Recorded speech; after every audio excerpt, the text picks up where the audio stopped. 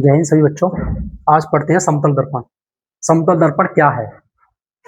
वह दर्पण वह दर्पण जिसका सतह समतल हो समतल दर्पण कहलाता है। जैसे ये क्या है हमारा समतल दर्पण।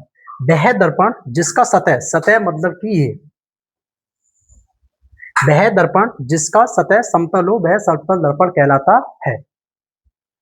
नेक्स्ट देखो, समतल दर्पण के कुछ गुण हैं, जैसे कि उस किस किस चीज से मिलकर बना है, कैसा है, क्या है। समतल दर्पण बनने के लिए, समतल दर्पण बनाने के लिए ग्लूकोज का प्रयोग किया जाता है। काय को? ग्लूकोज का प्रयोग किया जाता है समतल दर्पण बनाने के लिए। समतल दर्पण है दर्पण के पीछे, दर्पण ये जैसे इसके ये वाली पीछे हम ये पॉलिश करते हैं, ये किसकी होती है? सिल्वर नाइट्रेट या फिर सिल्वर ब्रोमाइड। किसकी होती है? सिल्वर नाइट्रेट या फिर सिल्वर ब्रोमाइड। ये क्या लिख रहा है? दर्पण के पीछे सिल्वर नाइट्रेट या सिल्वर ब्रोमाइड की कलई का प्रयोग होता है। इस दर्पण में प्रतिबिंब हमेशा काल्पनिक, काल्पनिक का मतलब होता है कि एक कल्पना करनी, काश ऐसा हो सकता है, वो ये काल्पनिक। इस दर्पण में प्रतिबिंब हमेशा काल्पनिक और सीधा सीधा, जैसे कि जैसा सीधा है, जैसे कि मान लो कोई वस्तु ऐसा है तो वो ऐसी रहेगी, और समान आकार का। अगर इतनी बड़ी वस्तु है कोई, अगर इतनी बड़ी वस्तु है तो वो केवल इतनी ही बड़ी वस्तु प्रतिबिंब दिखाई देगा। यहाँ पक्ष तौर पर उल्टा बनता है। पक्ष तौर का मतलब होता है ये वाला हाथ उठाओगे तो ये वाला प्रतीत होगा उसमें। समतल दर्पण की फोकस दूरी अनंत, समतल दर्पण की फोकस दूरी होती है अनंत और क्षमता होती है उसकी शून्य। यदि दर्पण को थीटा कोण से, अगर दर्पण को थीटा कोण से घुमाया जाए तो प्रतिबिंब 2 थीटा कोण से घूमता हुआ प्रतीत होता है। यदि दर्पण को थीटा कोण से घुमाया जाए तो प्रतिबिंब 2 थीटा कोण से घूम जाता है। किसी वस्तु को पूरी लंबाई देखने के लिए दर्पण की आधी लंबाई लेनी पड़ती। जैसे कि मान लो मेरी लंबाई है 5 फीट, तो मेरे को अगर अपनी पूरी लंबाई देखनी है तो मेरे को दर्पण लगाना पड़ेगा 2.5 फीट। यानी कि अगर आप मान लो आप 6 फीट के हो और आपको अपनी पूरी लंबाई देखनी है तो आपको दर्पण लेना पड़ेगा 3 फीट का। ये लाइन के लिए चाहिए। किसी वस्तु की पूरी लंबाई देखने के लिए, किसी वस्तु की पूरी लंबाई देखने के लिए दर्पण की लंबाई आधी लेनी होगी। देखो अब आते हैं, किसी कोण पर झुके दो समतल कोण के बीच प्रतिबिंब की संख्या, यानी कि एक दर्पण इस तरफ से एक दर्पण इस तरफ से है, जैसे कि सैलून वगैरह में लगे हुए, तो उसमें प्रतिबिंब की संख्या ज्ञात करना। देखो उसका सूत्र होता है n बराबर 360 बटे थीटा। n क्या है यहाँ पे? प्रतिबिंब की संख्या। लेकिन एक शर्त भी है इसमें, नोट करके, जैसे देखो लिखा, जब लिख रखा है जब 360 बटे थीटा का मान सम संख्या में हो।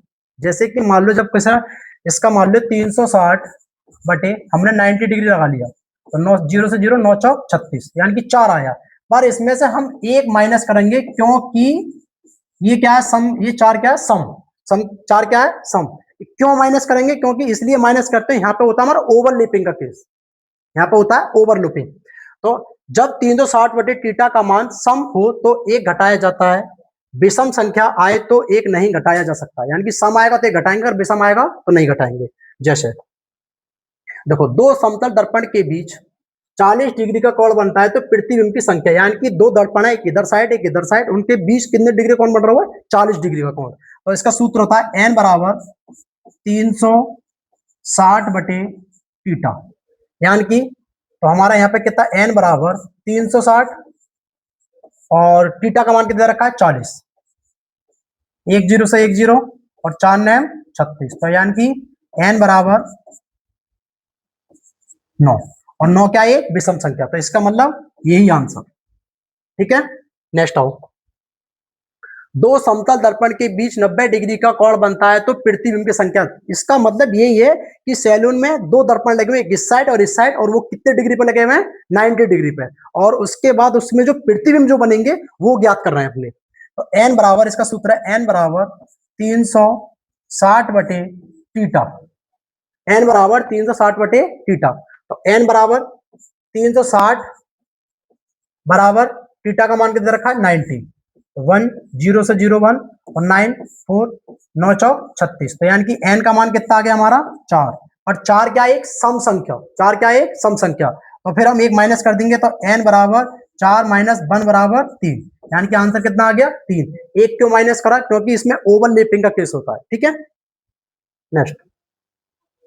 दो समतल दर्पण के बीच 30 डिग्री का कोण बनता है तो प्रतिबिंब की संख्या, यानी कि दो समतल दर्पण है, उनके बीच 30 डिग्री का कोण है। तो जैसे कि n बराबर 360 बटे थीटा, तो n बराबर 360 बटे थीटा का मान कितना दे रखा है 30, 10 से 10, 3 एकम 3, 3 दूनी 6 और 12 क्या है एक सम संख्या, तो n बराबर हमारा आया 12।